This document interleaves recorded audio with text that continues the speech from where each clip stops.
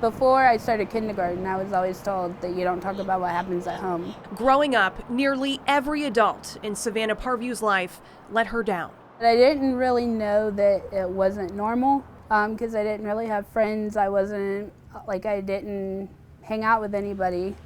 So I didn't really know what a normal child's life was like.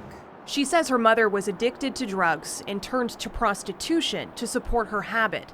When Savannah was 11 years old, her mother traded her for $10 worth of crack, and her drug dealer became Savannah's sex trafficker. It became to where they would make arrangements with her where they would come and pick me up, or they would be at the bus stop when I got home from school. And it was like I never knew when I was going home, how long I would be there. She says she was taken to hotels all over Orlando several times each week. I would stare at like a spot on the wall and focus on that. And so it was kind of like it wasn't happening to me, like emotionally. Looking back, she says there's no way hotel staff didn't know what was going on. They knew what was happening. How do you know that they knew? Because my trafficker would make arrangements with the hotel staff to let people in and out of the room so that he didn't have to stay there. So hotel workers would physically see you? Yeah.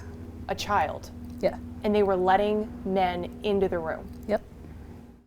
There's been a long policy of, see nothing, say nothing in hotels. Mike Morgan represents more than 500 victims of human trafficking. His firm is suing major hotel chains across the country because, according to New York University research, 90% of child sex trafficking occurs in hotels. Lawsuits against hotels in 12 states, including Florida, argue the industry knew or should have known about the abuse happening behind their doors, and their failure to take action allowed the abuse to spread. Worse, the lawsuits allege they were profiting from it. Quote, hotels have chosen to ignore the open and obvious presence of sex trafficking on their properties, enjoying the profit from rooms rented for this explicit and apparent purpose. They put vacancy over decency. Right? That their number one job in hotels has always been to fill rooms. And really they haven't cared enough in the past to care who was in it or who was paying for it or who was, possibly being victimized. The industry has accepted we play a pivotal role in stopping human trafficking, so let's do this because it's the right thing. Chip Rogers is the head of the American Hotel and Lodging Association, which hosted a No Room for Trafficking summit at the Fontainebleau in Miami Beach ahead of Super Bowl 54. We know we can do better. Hotel owners, law enforcement, and the Florida Attorney General Ashley Moody were all there to compare notes on what can be done to stop these crimes. How well trained do you think Florida's hospitality industry is right now? How much work needs to be done? Hotels and these organizations have already been training their employees.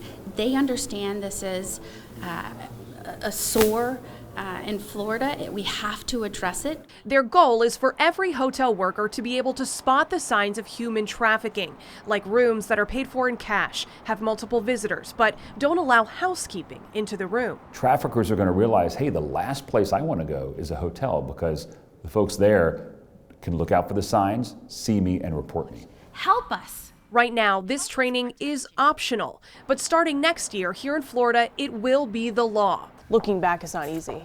No. For Savannah, it's welcome news that could change other young girls' lives. I feel like if they had stepped in when I was 11 or 12 being trafficked, it wouldn't have continued as long as it had.